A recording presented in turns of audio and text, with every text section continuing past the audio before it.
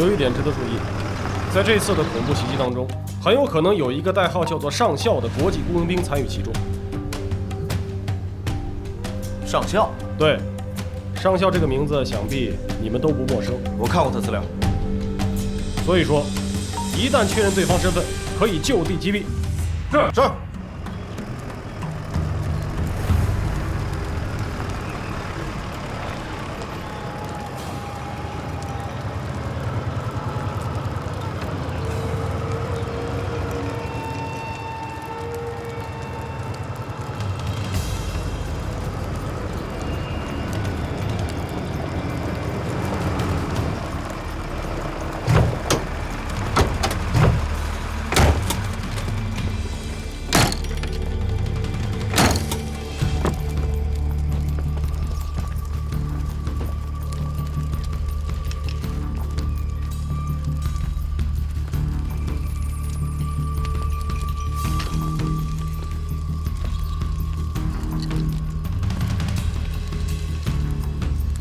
搜救幸存者，确认伤亡情况。是。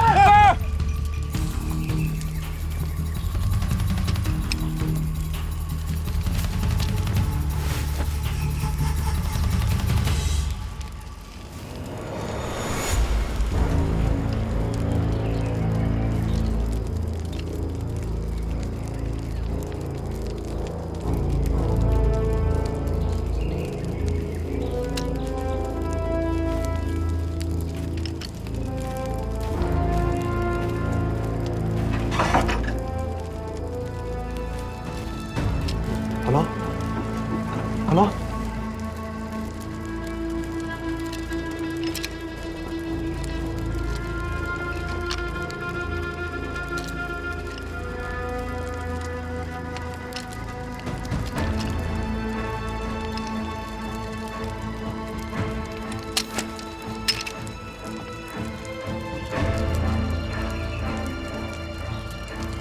你还好吗？来。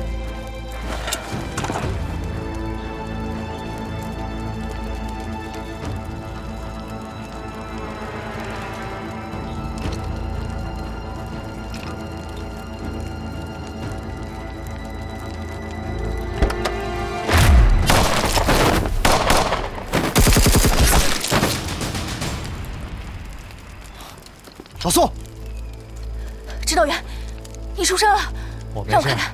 受伤了？我没事儿。我看看。我没事儿。来，我看看。老聂，我没事儿。看看。老聂，我说话你还不相信吗？我真没事儿。现在这个不重要。老聂，你看到了吗？这一回，真的是上校出手了。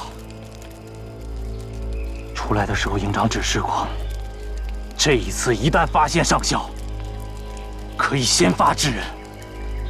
我去。不行，我去。老聂，你什么意思啊？我就受这点伤，这算什么？你嫌我拖你后腿吗？我不是这个意思，我现在没时间跟你争执这些。这些伤员，还有兄弟们，都得让你来运送，而且车辆的部署都得你来安排，没有你来安排，我不放心。老毕到，伤员情况怎么样？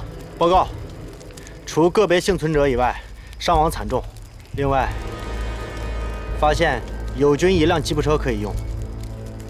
那这样，老聂，那辆吉普车我用来运送伤员，但是特战队必须跟着你，这样我才能放心。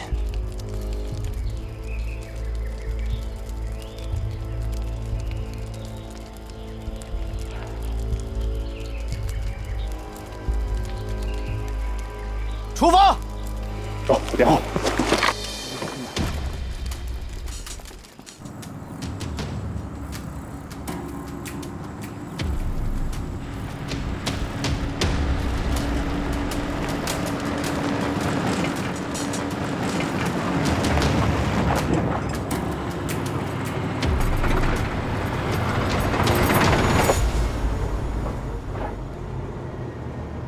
队长，我已经追踪到埃方友军被劫车辆的卫星定位了，基本可以确定他们的逃跑路线。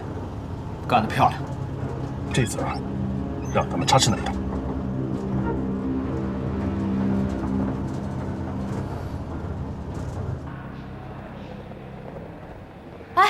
晨，童医生，这些伤员怎么回事？这些是帮助我们联合国运送特派物资的友军，他们遭到了恐怖分子的袭击。我们赶到的时候，物资已经被劫空了，聂风还在追。行，他们交给我们吧。你也受伤了？啊，我没事儿，一点小伤。那我找他们军会合了。不行，我帮你紧急处理一下。快啊！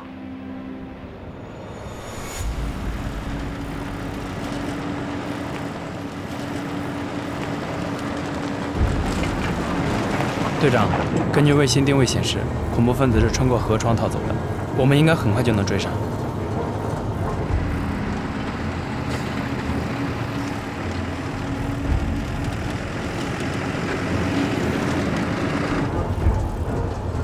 志勇，停车。好。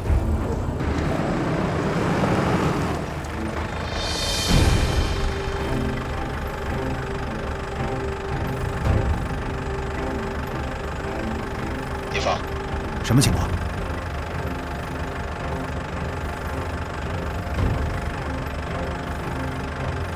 一切都太顺利了，有些不太对劲。停车待命，保持警戒。好，收到。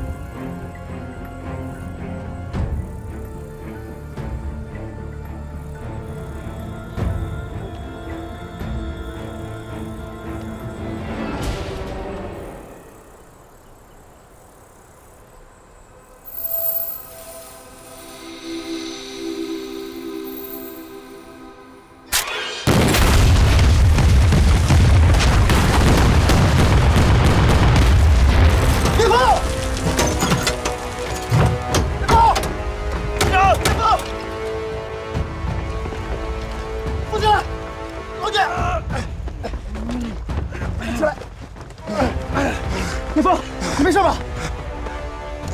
你耳朵受伤了。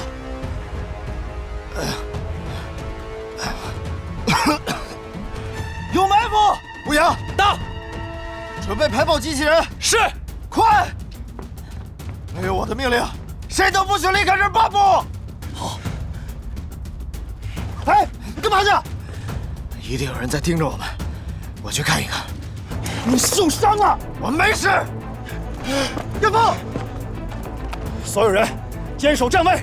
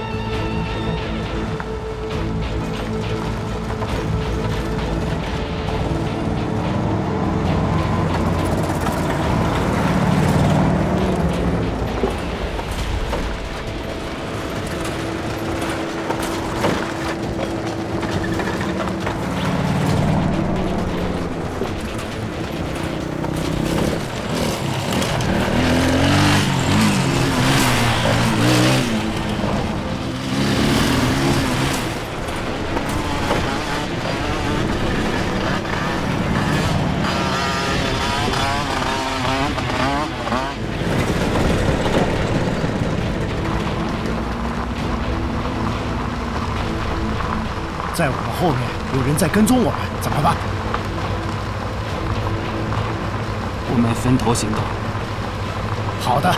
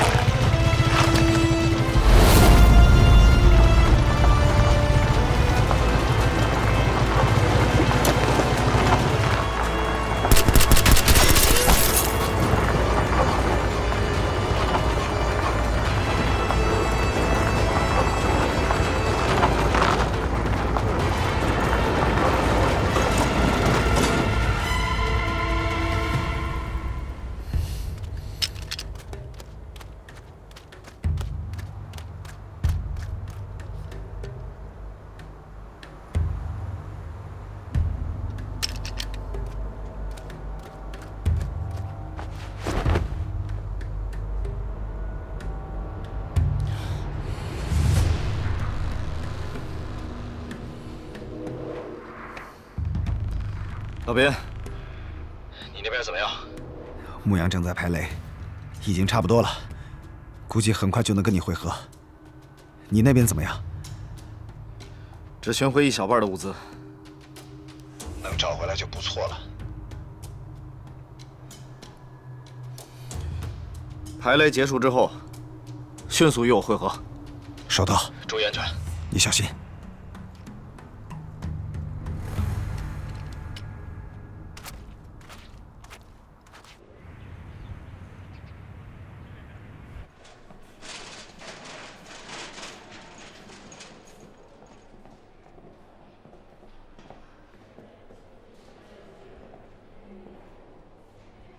米娅，你怎么自己坐在这儿啊？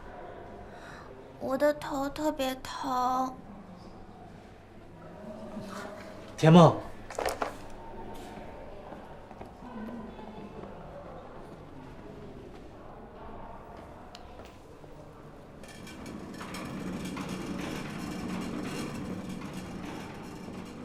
那是罗杰的床，我认识。他昨天晚上就说他头很疼，然后他今早就死了。我现在也头疼，我明天早上会死吗？我害怕。不会，你不会死的。一会儿医生姐姐就过来了，会把你治好的。好吧，那我就回病房等医生姐姐。嗯，我带你回去。我带她回病房了。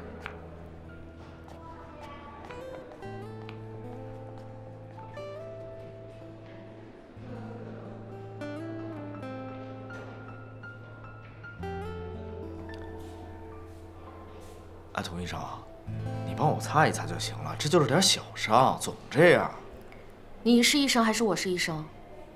这里的病毒分分钟要了你的命。啊？你说什么？我听不见，大点声。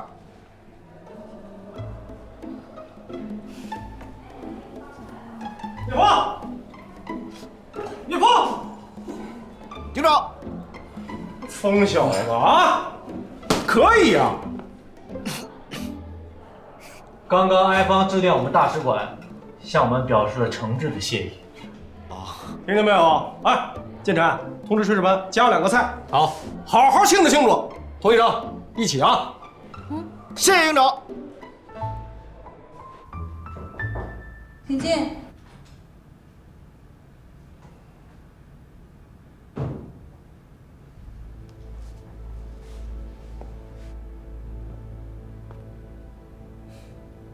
你怎么来了？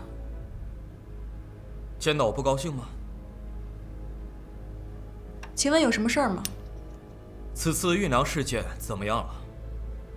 你什么时候给我一个官方说明呢？布拉德先生，我已经召集了各国代表来开紧急会议商讨此事，有任何的进展，我会第一时间通报您。这次袭击不是件小事儿，你为什么不能提前做好准备呢？啊？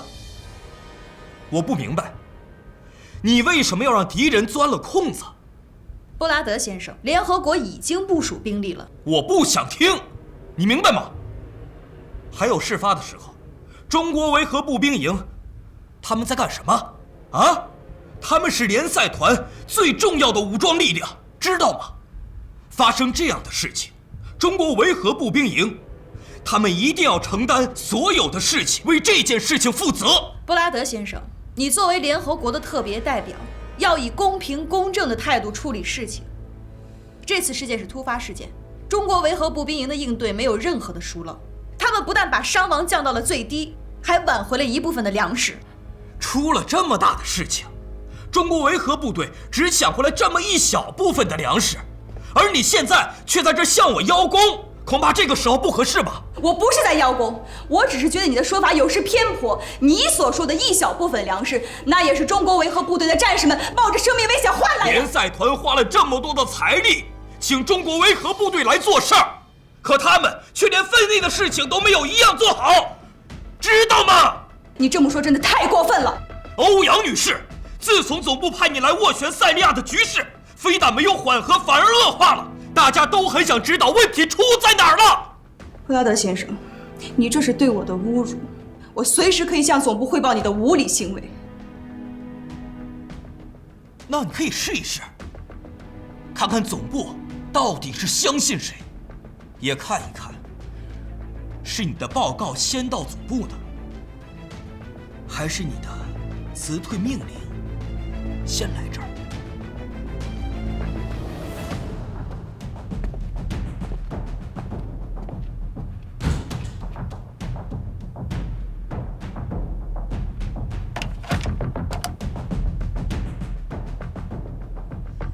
立刻联系各大媒体，发表声明，通报埃塞俄比亚运输粮队在丹城城郊遭到了抢劫。声明中务必要痛斥暴徒，表明联赛团追究此事的坚定立场，明白吗？还有，通报之前就不用发文件给鲁尔总统那边了，直接通报媒体报道。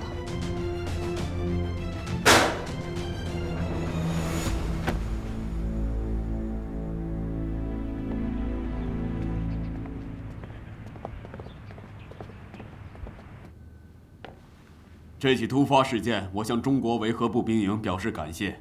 你们不仅帮助我们减少了损失，还保护了我们的安全。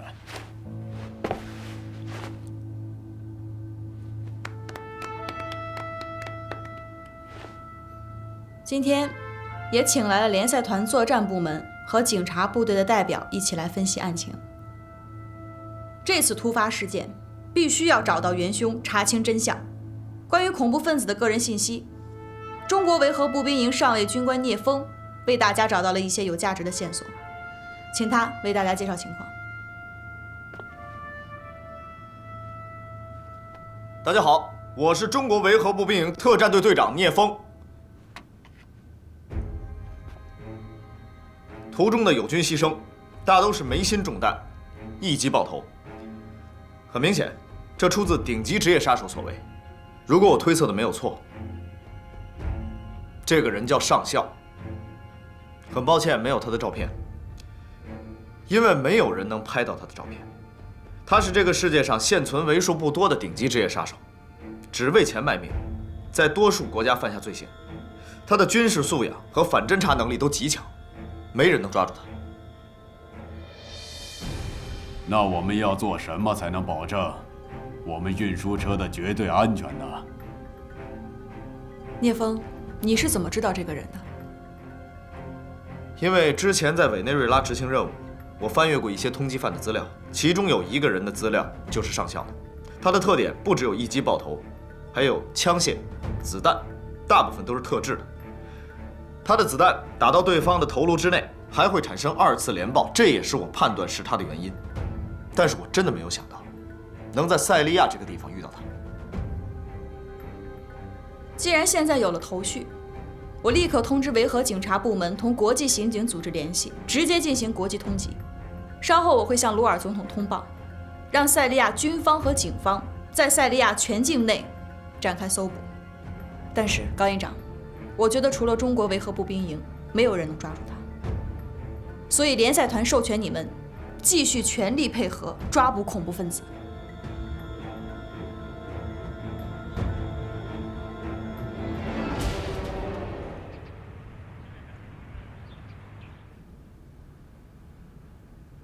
没想到欧阳丹尼竟然没有通过我就直接发了新闻，这下好了，全世界都知道了，我塞利亚到处都是饿死的难民，到处都是杀人的恐怖分子。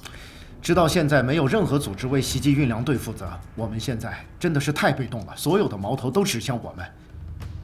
我们必须要做点什么来挽回我们的颜面。戒严令下达以后，丹城连一只苍蝇都飞不出去，所以这件事很有可能是恐怖分子干的，也很有可能是丹城外的反政府武装余孽策划的，目的就是为了扰乱当权的政治局势，制造舆论危机，对我们的政府进行施压。没想到局势会发展到这一步啊！看来，我们要共度难关了。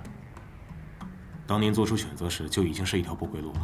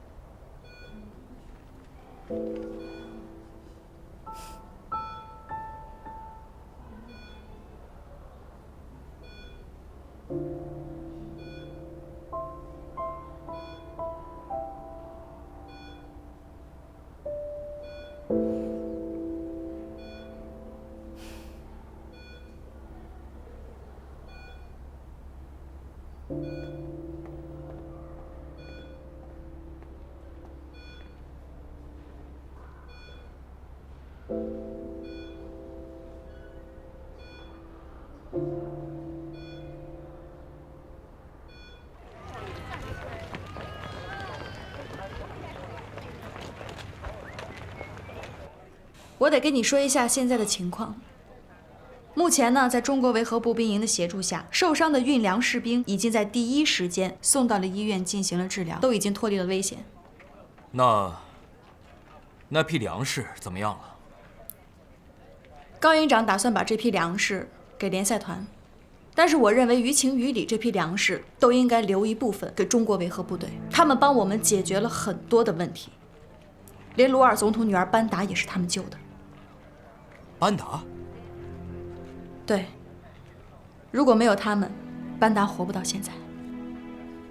那么，班达现在怎么样了？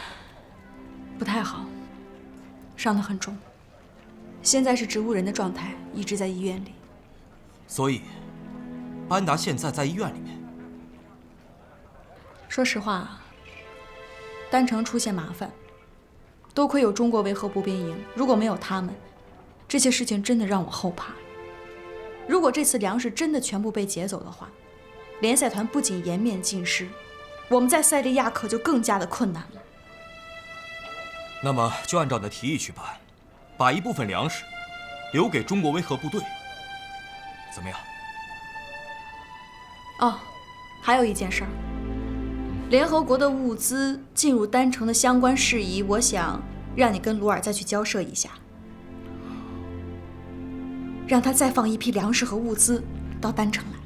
这个我跟鲁尔已经谈过很多次了，他的态度你应该很清楚，他真的是一步都不肯退让，他一定要坚持他自己的想法。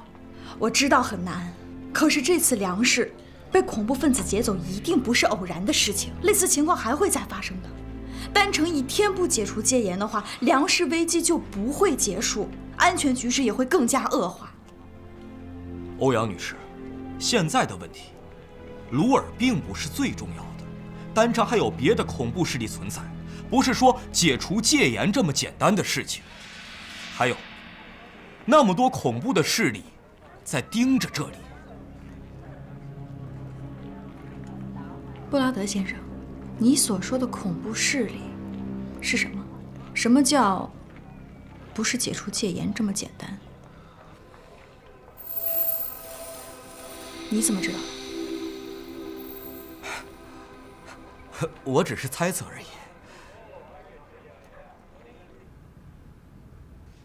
你是谁啊？你不用知道我是谁。啊！但请你考虑清楚，我给你一个选择，你真的想打那个电话吗？别试探我。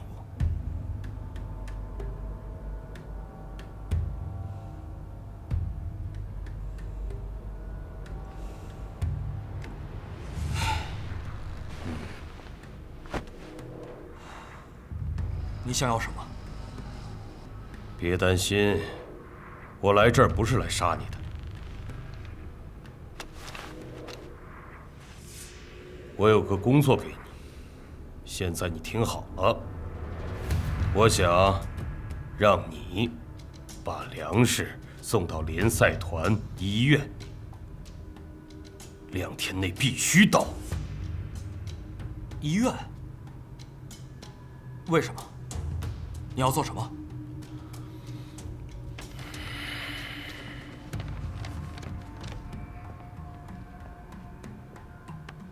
你不用知道，和你没关系。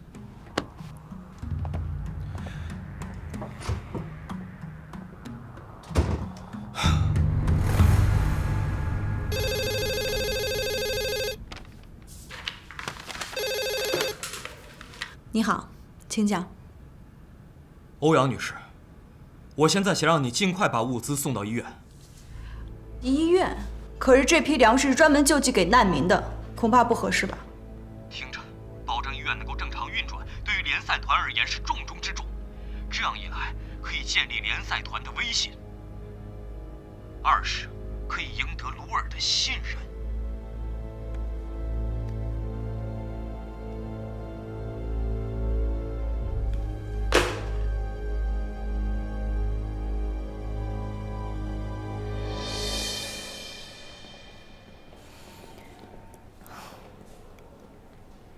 童医生，哎，你怎么在这儿啊？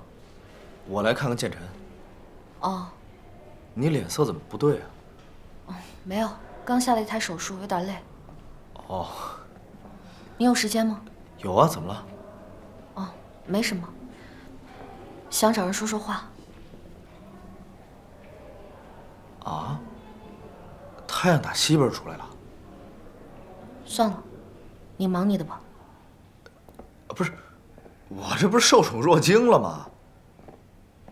怎么了？心情不好？没，就是有点郁闷。要不这样，你呀，今天把我当垃圾桶，有什么负能量跟我释放释放。坐吧。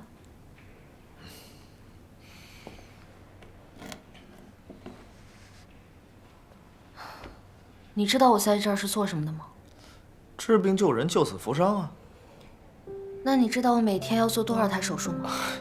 这个我可不知道，连你做的是什么手术我都不知道。我什么类型的手术都做。医院就像一个急诊室，每天要应对各种突发状况。什么手术都能做啊？厉害，佩服。这里的情况实在是太特殊了，无论你碰到什么样的病人，你都得去面对。以塞利亚现在的形势，我们很多时候没有办法第一时间给患者做有效的治疗。现在我们的药品也很紧缺，作为医生，我真的很无奈。其实塞利亚的状况比我们来之前预想的还要差，更何况很多情况都不是你们可以解决的。虽然我不是医生，但我特别理解你的心情。你知道吗？我刚刚下了一台截肢手术，患者是一个15岁的小男孩，他当时哭着跟我说他特别爱踢球。以他的情况，如果他能早一点送过来的话，完全没有必要截肢。患者来医院不是应该躺着进来站着出去吗？但是我刚刚却让一个小男孩站着进来躺着出去的，这是作为医生最痛苦的。你知道每天我会接到很多截肢手术，我根本没有能力救人，我觉得我自己就像一个截肢机器。你不用太悲观了，你的外科技术在国内都是一流的。再说了，有些问题不是你一个人可以解决的，你不用自责。换个说法，这些孩子要是没有遇见你，他连命都没了。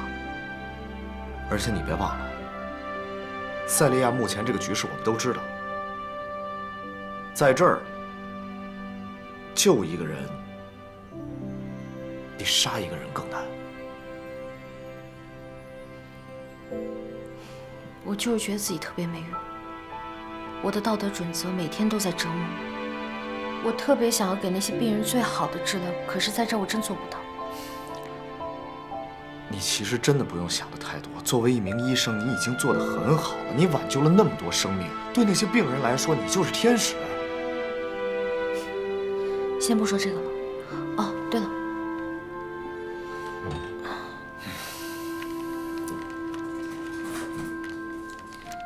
这是医院新到的补给，你拿着吧。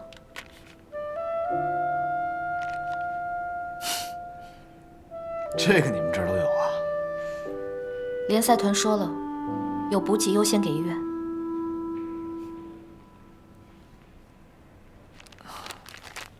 谢谢你啊，童医生。想要组织几次难民游行，其实并不难，但是……八脸，难道说你现在害怕了吗？医院不是那么好进的，一旦有事情发生，联赛团和中国人都会去追查的。我们应该从长计议，慢慢来。慢慢来。我会协助你们进入医院的。进去后，我来搞定。这么贸然行动还是很危险。政府军镇压反对派武装的决心，你上次已经看到了。我看到了吗？你在这个时候跟我说，是不是有点太晚了？你认为呢？现在他们封锁了丹城，这样太冒险了。我不管别人怎么样，我还有我的家庭呢。听着，你现在可能还不清楚状况，那我就告诉你，我不管你带多少人进医院，我也不管你在医院里面怎么杀人，怎么抢夺医院的物资还有食物，你只要能把班达带到这里，这是我的要求，你明白了吗？你要想清楚。所以我可以去拿粮食和药物了吗？混蛋！让你做你就做，你怎么那么不听话？如果你不想做，我就送你全家去见上帝。孩子，这是生活，你是选择金子，还是选择死亡？记住，活着很重要。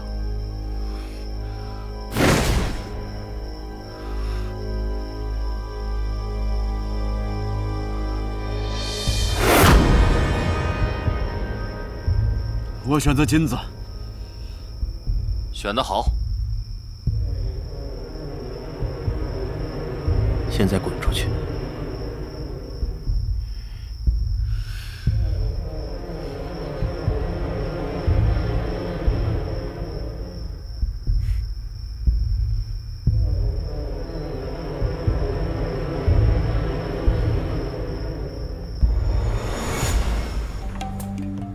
你们听明白了吗？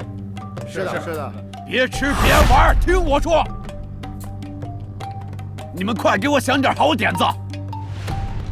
我们这么做是在笼络我们难民的力量，让他们听我们差遣。你们明白吗？我们要激起难民心中的愤怒，我们要制造谣言，还要上街游行示威。现在所有的粮食物资全都在医院里面，你们去散布医院有粮食的假消息，要强调联合国不给我们发粮食，却给了医院他们。我们要去医院里面把粮食夺回来，你们明白吗？明白，明白，明白。明天如果政府军阻拦的话，必要时就要杀难民，造成政府军杀人的假象，把这盆脏水泼到政府军的身上去。你们明白吗？明白，明白。你们明白吗？明白。好。他们会把物资送到医院里面去。食物都给了丹城医院，我们需要吃饭。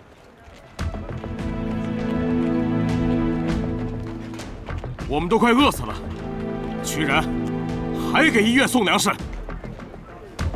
难道医院比我们还重要？这真的是太可恶了。医院有很多需要救助的难民，所以我觉得没问题。我觉得食物应该给他们呀。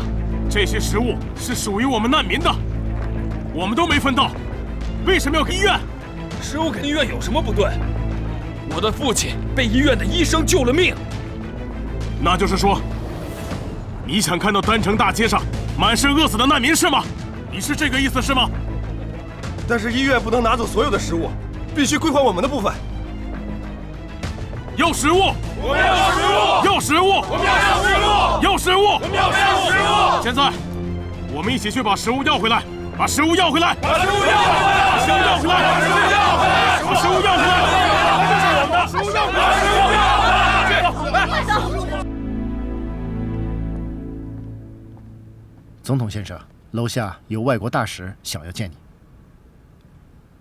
不理睬他。总统先生，如果不理睬的话，会被认为我们理亏。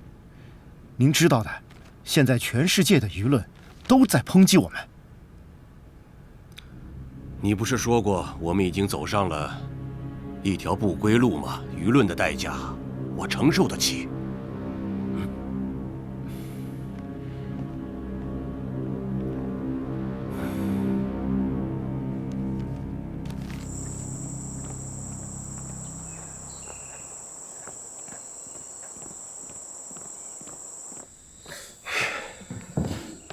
哎呀，我这现在脑袋嗡嗡的响，肯定就是被那些地雷弄的。我也是，头还很晕。你是不是青梅脑震荡了？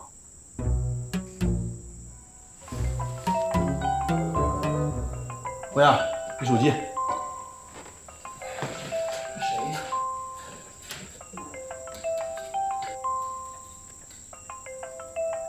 妈，你怎么这个点给我发视频啊？幸好我今天休息。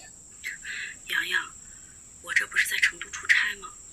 也不知道这几天怎么搞的，这个左眼皮老是跳，睡不好。刚才啊，正好看新闻报道说你们塞利亚那边爆发粮食大危机了。哎呀，我就担心啊，你们营里的粮食够不够吃啊？不够吃，妈妈帮你邮点。不用妈，够呢，你放心啊。不信你问志勇。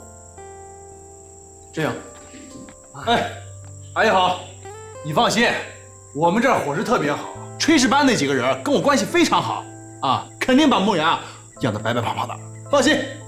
那你们能吃饱，我就放心了。哎，你们平常啊训练特别辛苦，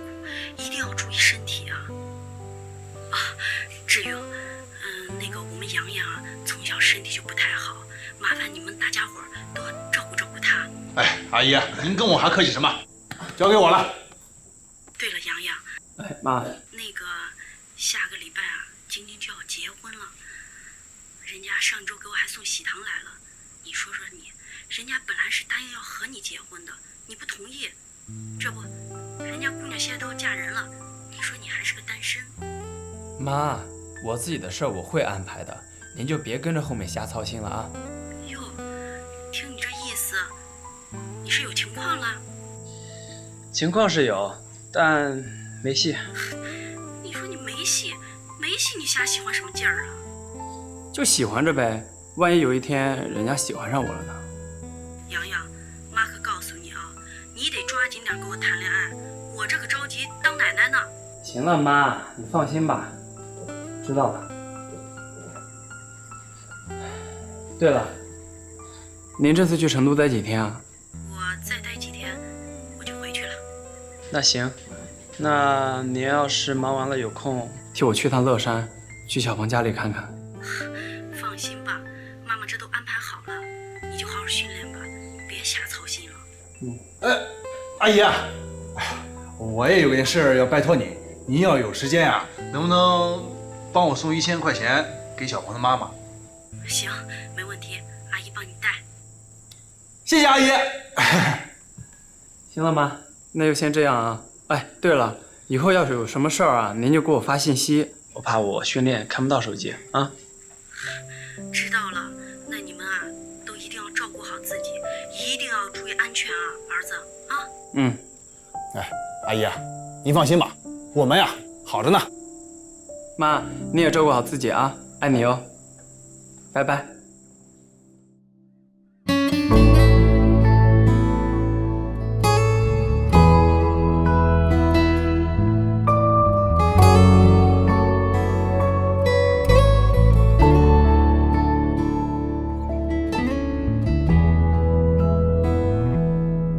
有一双眼眸流下的泪淹没了星河，看暴雨滂沱，无声守望着。